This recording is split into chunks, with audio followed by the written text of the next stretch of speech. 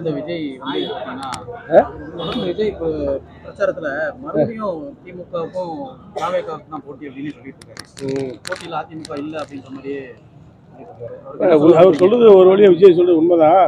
திமுகவுக்கும் தாவேகா தான் போட்டி. அது 2வது இடத்துக்கு வெற்றி பெற போவது அண்ணா திமுக. தமிழ்நாடு முதலமைச்சராக 2026 பதவியேற்க போவது எடப்பாடியார். இது பாருங்க, டிசம்பர் முடிஞ்சதுக்கு பின்னாடி அண்ணா திமுகவுக்கு ஒரு அலை உண்டாகும். எடப்பாடியார் பின்னாடி மக்கள் திரள்வார்கள், இயக்கம் திரளும், தொண்டர்கள் திரள்வார்கள்.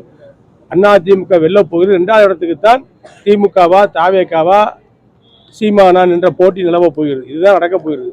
நிச்சயமாக களத்தில் அண்ணா திமுக இருக்கக்கூடிய சக்தி இவர்கள் யாருக்கும் கிடையாது. அண்ணா திமுக தொண்டர்கள் புற்றுசல் போல் பொங்கி வரக்கூடிய தொண்டர்கள். பிரச்சனை சொன்னால் வீதியில் போராடக்கூடிய போர்க்குணம் படைத்தவர்கள் அனைத்து அண்ணா திராவிட முன்னேற்ற கழக தொண்டர்கள், எடப்பாடியாருடைய பக்தர்கள், எடப்பாடியாருடைய தம்பிமார்கள். ஆகவே மற்றவர்கள் சொல்வதை பற்றி எங்களுக்கு கவலை கிடையாது. களத்திலே அண்ணா திமுக முன்னோக்கி சென்று கொண்டிருக்கிறது. யுத்த காலத்திலே, தேர்தல் களத்திலே அண்ணா திமுக வெற்றியினுடைய இலக்கை நோக்கி சென்று கொண்டிருக்கிறது. ஆகவே எந்த கருத்தையும் சொல்லி எங்களை பின்வாங்க செய்ய முடியவே முடியாது.